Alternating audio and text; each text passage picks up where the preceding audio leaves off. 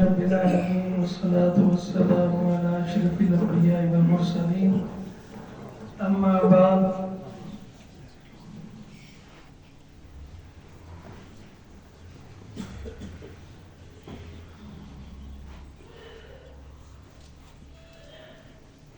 توحید اور شرک کے حوالے سے گفتگو چل رہی ہے۔ آج کچھ باتیں انتہائی اہم اور روزمرہ اور ہر گھر میں پیش آنے والے مسائل سے متعلق ہیں۔ تو ویسے خواہش تو تھی میری کہ آج میں شروع میں درخواست کروں گا کہ کوشش کریں کہ سارے احباب بیٹھے رہیں، لیکن بس جو اللہ تعالیٰ کو منظور ہوتا وہی ہے۔ تو احباب جو اٹھ کے جانے تھے وہ چلے گئے۔ آپ سب لوگ ذرا تھوڑی سی توجہ سے بات کو سنیں، سمجھیں۔ اللہ تعالیٰ ہم سب کو صحیح بات کو سننے، سمجھنے، کہنے اور عمل کرانے کی توفیق عطا فرمائے۔ سورۃ البقرہ کی بڑی فضیلت ہے۔ سورۃ البقرہ میں اللہ تعالیٰ نے ایک قصہ بیان کیا ہے، ہاروت اور ماروت۔ اکثر لوگوں نے پڑھا بھی ہے، سنا بھی ہے۔ تو وہ قصہ جادو سے متعلق ہے۔ وہ آزمائش کے طور پہ اترے تھے اور بنی اسرائیل بعد میں مشہور کرتے تھے کہ سلیمان علیہ السلام نے جادو سکھایا، تو اللہ نے اس کی بھی تردید دی کہ سلیمان علیہ السلام نے نہیں سکھایا تھا۔ اور ہاروت اور ماروت جو تھے وہ بھی بطور آزمائش آئے تھے، لوگوں کو بتاتے تھے کہ یہ ہم فتنہ آزمائش ہے، اس میں نہ پڑھو۔ لیکن یہ معاملہ ایسا ہے کہ جس کو اس کی لت پڑ جاتی ہے نا، وہ پتہ ہونے کے باوجود اس کو سیکھنے کی، اس کو کرنے کی کوشش کرتے ہیں۔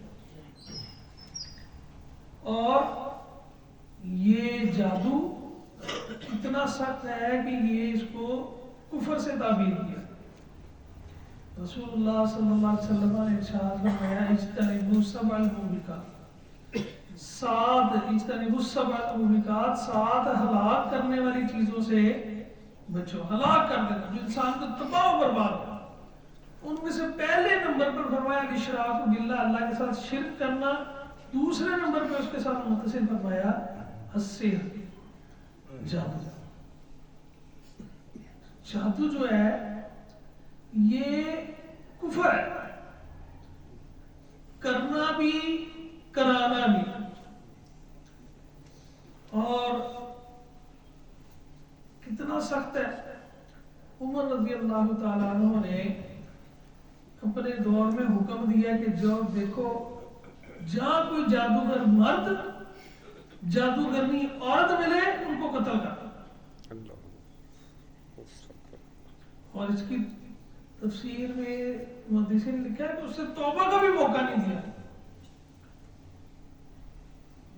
یعنی جس طرح ارتداد کی سزا قتل ہے، اس طرح جادو بھی ارتداد۔ کیوں؟ کیونکہ اس میں 2 وجوہات ہیں۔ ایک تو اس میں کام ایسے کیے جاتے ہیں جو کفریہ ہوتے ہیں۔ عمومی طور پہ جادو میں وہ کام ہوتے ہیں جو کفریہ ہوتے ہیں۔ اور دوسرا اس کا مقصد ان اختیارات کو حاصل کرنا ہوتا ہے جو اللہ نے خاص رکھے ہیں، ان چیزوں کو پانا کہ جو اللہ نے خاص رکھی۔ اس کو کرنے کے لیے جو کام کیے جاتے ہیں وہ بھی کفریہ۔ اور اسی کی ایک قسم شیاطین اور جنوں سے مدد لینا، یہ بھی اس سے متصل ایک انتہائی اہم مسئلہ ہے۔ جنوں اور شیطانوں کی مدد لینا۔ اور جو ان چکروں میں پڑے ہوتے ہیں نا، وہ عام طور پہ کہتے ہیں میں نے جن قابو کیا ہوا، میں نے جن قابو کیا۔ ہمارے استاد محترم تھے اسلام مٹوی رحمہ اللہ کہا کرتے تھے کہ انہوں نے جن کو قابو نہیں کیا ہوتا، بلکہ جنوں نے ان کو قابو کیا ہوتا ہے۔ وہ ایسے ایسے کام ان سے کرواتے ہیں کفریہ، گندے غلیظ قسم کے، شریعت کی دھجیاں بکھیرنے والے، اور یہ سمجھتے ہیں کہ ہم نے جنوں کو قابو کیا۔ پاس جی میں تو اذکار اور دعاؤں کے ذریعے جن کو قابو کرتا ہوں، تو یہ بھی اس کی خامی ہے۔ یہ جو جنوں کو قابو کرنا، کہ جنوں سے مدد لینا، کہ جنوں کی پناہ پکڑنا، یہ ساری صورتیں حرام۔ سورۃ جن میں اللہ تعالیٰ نے فرمایا وَأَنَّهُ كَانَ رِجَالٌ مِّنَ الْإِنسِ يَعُوذُونَ بِرِجَالٍ مِّنَ الْجِنِّ فَزَادُوهُمْ رَهَقًا، کہ کچھ انسان جو ہے وہ جنوں کی پناہ پکڑ دیتا ہے، تو اس چیز نے جنوں کو سرکشی میں اور زیادہ کر دیا۔ اور پھر فرمایا ربنا استمتع بعضنا ببعض وبلغنا اجلت الذی اجلت لنا قال النار مثواکم۔ یہ بھی واضح صریح دلیل ہے اس بات کی کہ جو لوگ سمجھتے ہیں نا کہ جی ہم جنوں سے بس کام ہی لیتے ہیں، اللہ اکبر، اللہ قیامت والے دن جب ان کو حاضر کریں گے تو کیا کہیں گے؟ جن اور انسان کہیں گے کہ جی ہم نے ایک دوسرے سے فائدہ ہی لیا تھا، یہ جو کہتے ہیں نا ہم نے قابو کیا ہوا ہے، اور ہم تو بس وظیفے پڑھتے ہیں۔ وہ وظیفے پڑھنے کے لیے بھی نیت تو بدل گئی نا۔ اگر وظیفے صرف پڑھتے ہو تو وہ تو جن کو قابو کرنے کے لیے پڑھ رہے، رب کو راضی کرنے کے لیے وہ نہیں پڑھتے۔ اور پھر وہ پابندیاں اتنی لگا دیتے ہیں حلال اور حرام کی کہ جو اللہ نے اپنے اختیار میں جن چیزوں کو منع کیا کہ تم اپنے اوپر حلال کرنا چیزوں کو حرام نہیں کر سکتے، یہ اختیار تو اللہ نے انبیاء کو بھی نہیں دیا۔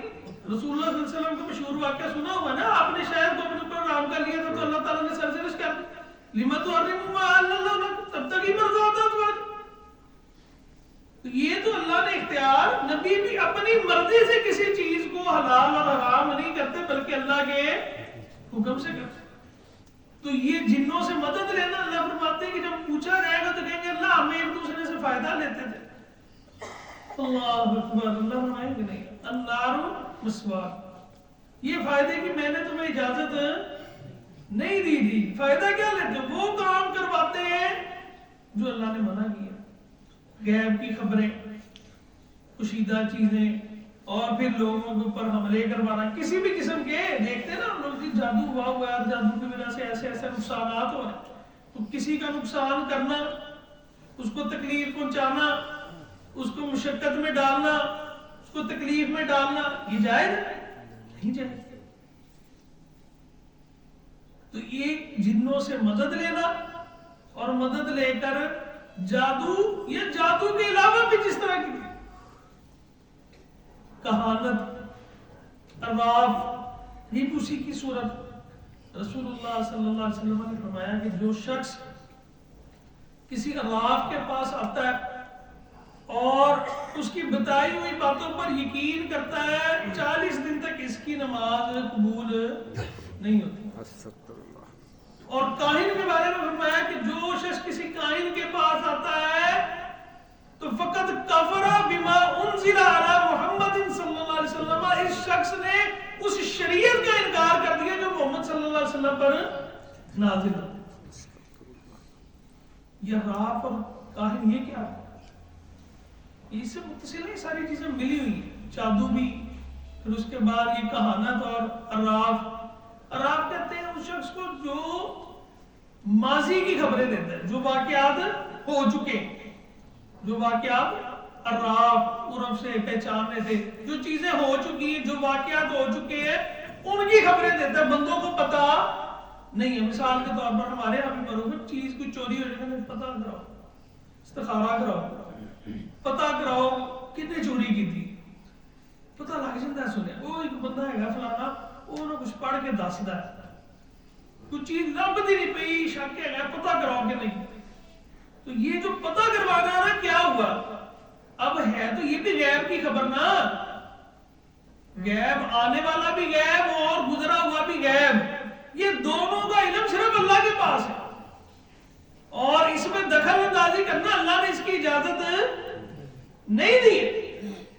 تو یہ جو گزرا ہوا ہے یہ پتہ کروانا بھی حرام ہے، بالکل عقیدے کا مسئلہ ہے۔ اور بلکہ کچھ روایات میں دونوں کا اکٹھا بھی آتا ہے کہ جو کسی عراف یا کاہن کے پاس آیا تو اس نے شریعت محمدیہ کا انکار کر دیا، کفر کر دیا۔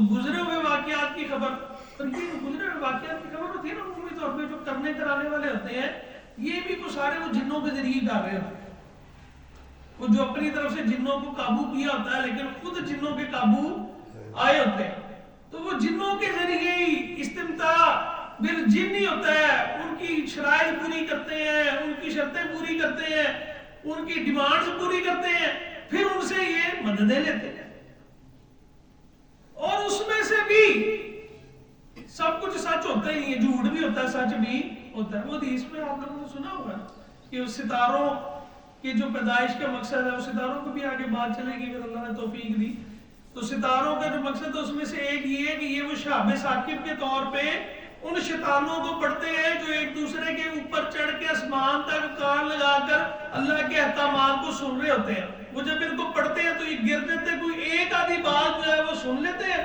وہ آگے اپنے چیلوں کو بتاتے ہیں، وہ آگے نیچے ان جادوگروں کو، کاہنوں کو اور رافوں کو، یہ غیب کی خبر دینے والوں کو ان کو بتاتے ہیں، یہ ساتھ 100 جھوٹ ملا کر آگے لوگوں کو بتاتے ہیں، وہ جھوٹ جو ہے وہ ختم ہو جاتا ہے، جو ایک بات کسی کی صحیح کرنا وہ جڑی بابا گل دسدا ہے نا وہ ہمیشہ صحیح ہوتی ہے، وہ ایک دفعہ جو جس کو پتہ چل جاتا ہے ان جنوں کے ذریعے شیطانوں کے ذریعے، تو یہ وہ سارا سلسلہ اللہ نے اس کی اجازت نہیں دی۔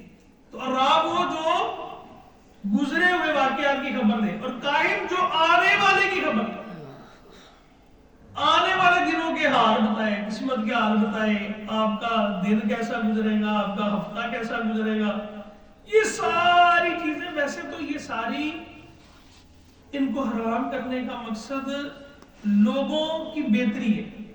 ہم دیکھتے ہیں خاندانوں میں، گھروں میں لڑائیاں جھگڑے، ٹھیک ہے جی، تو جس کو بھی تھوڑا سا مسئلہ ہوتا ہے نا وہ پتہ کرا تاڑے نے کسی نے کچھ کیتا ہے، چلیے وہ جڑا نا اچھا وہ پھر کوئی نہ کوئی ایسی نشانی بتاتے ہیں جو خاندان میں کسی نہ کسی پہ ہوتی ہے، کوئی لمبے جے قدہ بندہ ہے انہیں کچھ کیتا، کوئی تاڑے جڑی ہے نا کوئی تاڑے خاندان کی بڈھی ہے انہیں کچھ کیتا، لڑائیاں خاندان میں جھگڑے، یہ کچھ ہو رہا ہے کہ نہیں؟ یہ سب توکل کے منافی، اور یہ ساری چیزیں شریعت کی تعلیمات کے خلاف ہے، بالکل جادو ہونا برحق ہے، اس میں کوئی شک نہیں ہے، لیکن کرنا مسلمان کا کام نہیں ہے، مسلمان کرتے بھی نہیں ہے، کرنے والوں کے اسلام رہتا ہی نہیں ہے۔ نبی علیہ السلام پر جادو ہوا تھا، کس نے کیا تھا؟ نبی بن عاصم یہودی نے کیا، تو یہ یہودی اور جو اسلام سے نکل جاتے ہیں ان کے کام ہے، مسلمانوں کو اجازت نہ کرنے کی ہے نہ کروانے کی ہے، اور معذرت کے ساتھ نہ جادو کا توڑ کروانے کی اجازت ہے جادو کے ذریعے۔ لوگ پریشان ہیں، لوگ جو جادو لگتا ہو گیا، فلانے نے بھی کہا ہے کہ وہ ایسے ہوتا ہے ویسے ہوتا ہے، وہ کپڑوں پہ کٹ لگ جاتے ہیں، وہ خون کے چھینٹے پڑتے ہیں، اور یہ ہوتا ہے اور وہ ہوتا ہے، میرا کام نہیں چل رہا، ایسے نہیں ہو رہا ویسے نہیں ہو رہا، بچوں کے حالات ٹھیک نہیں ہے، بچے فیل ہو جاتے ہیں، محنت بڑی کرتے ہیں پڑھا نہیں جاتا ہے۔ جادو ہونا پہلے میں نے بتایا گیا اللہ کے رسول صلی اللہ علیہ وسلم پر، پھر کیا کیا تھا؟ اللہ کے رسول دم کیا کرتے اور امت مسلمہ کو آپ نے اپنی امت کو دم سکھائے ہیں، کل بھی میں نے بتایا صبح اور شام کے اذکار، یہ دم یہ وہی ہے اور کیا۔ اور پھر خاص طور پہ جب آپ پر جادو ہوا تو اللہ تعالیٰ نے تحفہ دیا، کیا تحفہ دیا تھا؟ معوذتین، دونوں آخری صورتیں، یہ پڑھ کر دم کیا کرتے تھے رسول اللہ صلی اللہ علیہ وسلم، یہ جب آئی تو آپ نے دم کرنے باقی چھوڑ دی، ان کا دم کیا کرتے تھے، اور امت کو تعلیم کی صبح شام 3 دفعہ سنا ہوا ہے نا سب، پڑھ کے اس کا دم کرنا، رات کو سوتے ہوئے معوذتین 3 دفعہ پڑھ کے اپنے جسم پر پھونک مار کے ہاتھ پھیرنا ہاتھوں کو، یہ رسول اللہ صلی اللہ علیہ وسلم کی سنت ہے، یہ کرے۔ آیت الکرسی کے بارے میں خود شیطان نے بتا دیا تھا کہ جو آیت الکرسی پڑھ کے سوتا ہے ساری رات اللہ تعالیٰ کی حفاظت میں رہتا ہے، شیطان اس کا کچھ بگاڑ نہیں سکتا۔ لا الہ الا اللہ وحدہ لا شریک لہ لہ الملک و لہ الحمد وہو علی کل شیء قدیر، اس کی فضیلت 10 دفعہ کی بھی روایت ہے، 100 دفعہ کی بھی، جو شخص دن میں صبح پڑھ لیتا سارا دن شیطان سے محفوظ ہے، اور دیگر فضائل اس کے علاوہ ایسا یہ فضیلت ہے کہ سارا دن شیطان کے حملوں سے محفوظ رہتا ہے۔ اور سورۃ بقرہ کی فضیلت جو میں نے شروع میں کہا اللہ کے رسول سے فرمایا کہ اپنے گھروں میں اس کی تلاوت کیا کرو سورہ بقرہ کی، اپنے گھروں کو قبرستان نہ بناؤ۔ یہ بھی پتہ چلا کہ قبرستان میں تلاوت نہیں ہوتی، تلاوت گھروں میں کرنی ہے۔ ہم نے گھروں کو قبرستان بنایا ہوا ہے، قبرستانوں میں لوگ تلاوتیں کر رہے ہیں۔ تو فرمایا سورہ بقرہ کی گھر میں تلاوت کیا کرو، جس گھر میں سورہ بقرہ کی تلاوت کی جاتی وہاں پہ شیطان نہیں آتا۔ تو یہ جتنے معاملات ہیں یہ سب شیطانی ہیں، اور ان کا حل قرآن و سنت میں موجود ہے۔ پہلی تو بات ہے کہ اپنے عقیدے کو صحیح رکھنا، توکل رکھنا اللہ تعالیٰ پر، اور جو مسنون اذکار، وظائف، دعائیں، دم، قرآن کی آیات رسول اللہ صلی اللہ علیہ وسلم نے بتائی ہیں، سورہ بقرہ ہے، معوذتین ہے، ان کی تلاوت کرنا، ان کو معمول بنانا، اللہ کے فضل سے 90% سے زیادہ مسائل حل ہو جاتے ہیں انشاءاللہ۔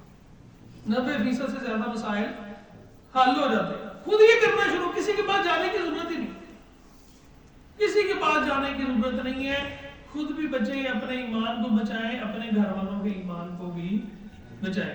اور اس سے ضمن مزید گزارش کر دوں، اگر کسی کو یہ نا شاذ و نادر ہوتا ہے، ہمارے یہاں تو ہر کسی کو مسئلہ ہوتا ہو، ہر گھر میں، ہر خاندان میں کوئی نہ کوئی ایسا مسئلہ، اور جناب کبھی کسی کی طرف جا رہے ہیں، کبھی کسی کی طرف جانے کی ضرورت ہی نہیں ہے، اللہ کے فضل سے 90% سے زیادہ مسائل۔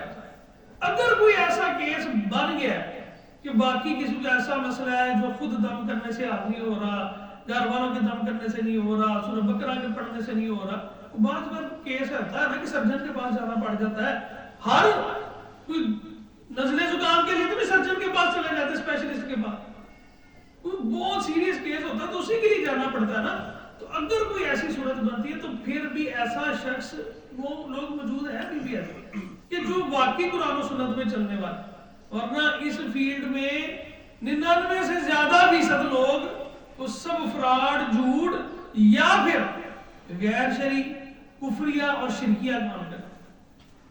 اس لیے جادو، ٹونا اور اس طرح کے کام، اور پھر یہ عراف، کہانت اور غیب کی خبریں پتہ کرانا، یہ سب عقیدے کے مسائل ہیں۔ ان سب پہ جو ہے کوشش کریں کہ توکل اور بھروسہ اللہ تعالیٰ کی ذات پہ رکھیں۔ اللہ تعالیٰ ہم سب کو اپنے عقیدوں کی حفاظت کی توفیق عطا فرمائے۔ آخر دعوانا الحمدللہ۔